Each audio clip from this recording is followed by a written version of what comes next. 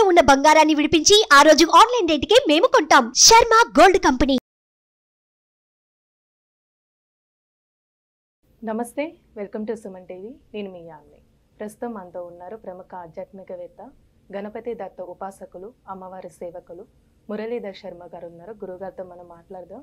అలానే ఈ క్రోధినామ సంవత్సరానికి సంబంధించి రాశి ఫలాల గురించి కూడా తెలియజేసుకుందాము. నమస్కారం గురుగారు. మహాదేవ. గురుగారు, ఈ క్రోధినామ సంవత్సరంలో అసలు కుంభరాశి వారికి అండి ఏ విధంగా ఉంటుంది? అలానే ఈ రాశి వారికి సంబంధించి ఆదాయం కానీ వ్యయం, రాజపూజ్యం, అవమానం గురించి తెలియచేయండి. అలానే పరిహారాలు కూడా కుంభరాశి వారికి సంబంధించినటువంటి విషయం చూసుకున్నట్టయితే కొంచెం జాగ్రత్తగా ఉండండి ఏ విషయంలో అయినా అనేటువంటి విషయాన్ని గమనించుకోండి. బాగా లేదు అని చెప్పడం జరుగుతున్నది. మీరు ఎందులోనో ఇన్వెస్ట్ చేసేసి అయ్యో శని మూలకంగా డబ్బులు పోయినాయి అంటే ఇంకా డబల్ బొరంజా ఇస్తాడు శని మీకు. తను మీకు నువ్వు గాడి తప్పుతున్నావు, నువ్వు సిట్రైట్గా ఉండు అని చెప్పి నిన్ను భయపెట్టడానికి వస్తున్నాడు అక్కడ, అంతే. కానీ ఇక్కడ నువ్వు తీసుకువెళ్ళి ఎక్కడో ఇన్వెస్ట్మెంట్ చేసేసి తనని అనగాల్సిన పని ఏంది కదా. ఇప్పుడు మీరు సరిగా లేరు, మీరు సరిగా ఉండు. ఒక ఇంటి పెద్ద మనం ఇష్టం వచ్చినటువంటి సమయంలో నిద్ర లేవడం, ఇష్టం వచ్చినటువంటి సమయంలో భోజనం చేయడం, ఇష్టం వచ్చినటువంటి సమయంలో చదువుకోవడం, ఇలా చేసి ఇప్పుడు హాస్టల్ వార్డెన్ పని ఏంటిది? హాస్టల్లో వార్డెన్ పని ఏమిటి? సమయానికి నిద్ర లేపాలి, సమయానికి టిఫిన్ ఇవ్వాలి, సమయానికి భోజనం చేపియాలి, సమయానికి స్కూల్కి పంపించాలి, హాస్టల్ నుండి స్కూల్కి కదా. ఈ హాస్టల్ వార్డెన్ లేకుంటే వీడు ఇష్టం వచ్చినప్పుడు లేస్తాడు, ఇష్టం వచ్చినప్పుడు పోతాడు, అవునా కాదా? ఒక సిస్టమ్ అనేటువంటిది దెబ్బతింటుంది. గత కొంతకాలంగా నీ సిస్టమ్ అనేటువంటిది దెబ్బ తిన్నది. నిన్ను సరైనటువంటి రూట్లో పెట్టడానికి శని భగవానుడు వస్తున్నాడు. వచ్చినప్పుడు తనని నువ్వు ఆహ్వానించు.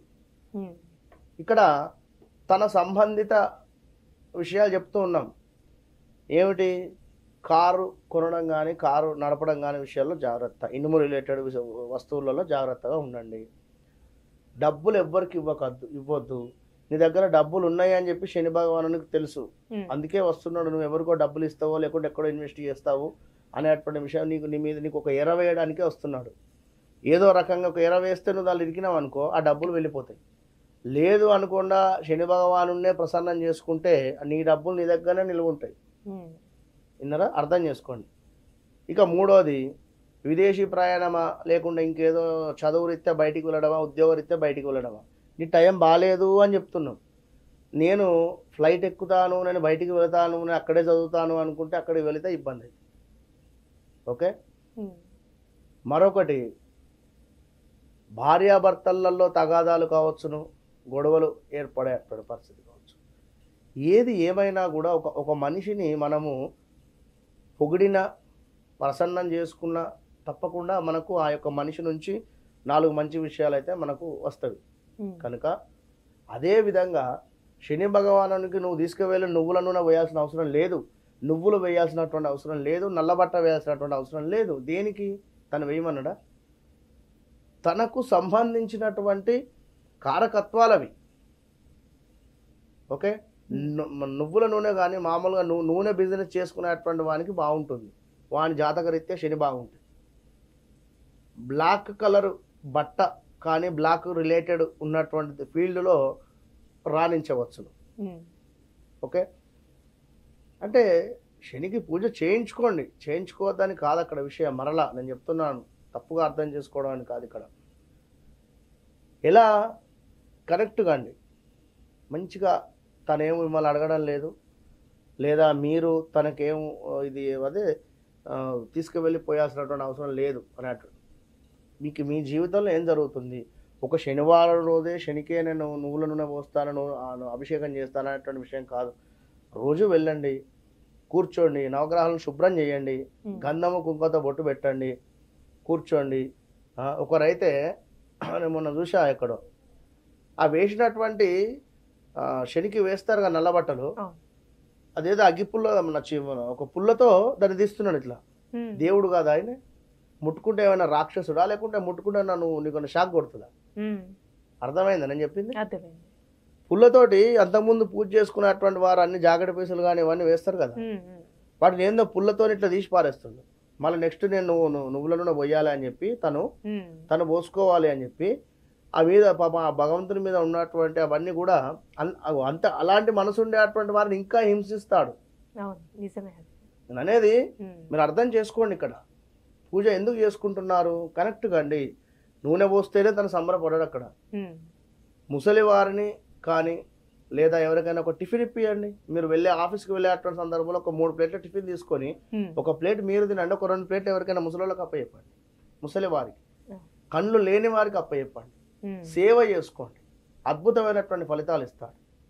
ఇక శని గురించి మాట్లాడితే మనకి ఈ ఎపిసోడ్ చాలా ఇంకా ముందుకు వెళ్ళేటువంటి పరిస్థితి ఉంటుంది.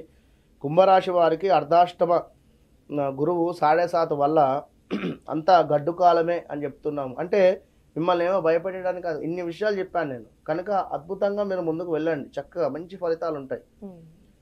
ఇంటి అందు శుభకార్యాలు చేయుట, అధికమైనటువంటి ధనము ఖర్చు అగుట, వ్యర్థ సంచారం కావచ్చు, అనవసరమైనటువంటి ఆందోళన, అదేవిధంగా గృహ నిర్మాణం చేయుట. ఇక్కడ గృహ నిర్మాణము కూడా శని భగవానుడు ఇస్తున్నాడు. ఖచ్చితంగా ఎవరైనా కూడా 7.5లోనే అంటే ఏలినాడు శనిలోనో లేకపోతే అష్టమ శనిలోనో ఆ గృహాన్ని నిర్మించుకుంటారు. 100కు 100% ఛాలెంజ్ విన్నారా.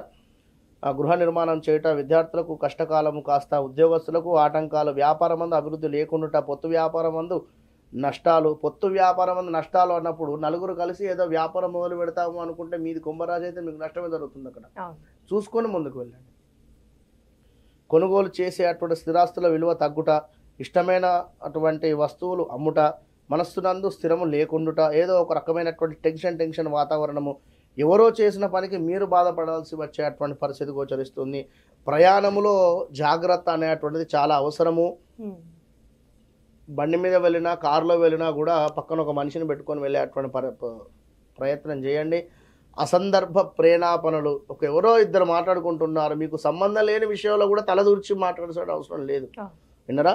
క్రయ విక్రయ వ్యాపారం అందు జాగ్రత్త, మానసిక చింతన, కొంతమంది ఆత్మీయులు విడిపోవుట, పెద్దల మాట వినకపోయేటువంటి పరిస్థితి, ప్రయోజనం లేని ఉద్యోగం చేయడము, ఆర్థిక లావాదేవీల్లో ఇబ్బంది, రాని బాకీలు వివాదం అయ్యేటువంటి పరిస్థితి, చేయి పనులందు కాస్త ఆలస్యము జరిగేటువంటి పరిస్థితి, చీటికి మాటికి కోపం రావడం కావచ్చు, మీ శ్రమ నిదానముగా ఫలించేటువంటి పరిస్థితి ఉంది.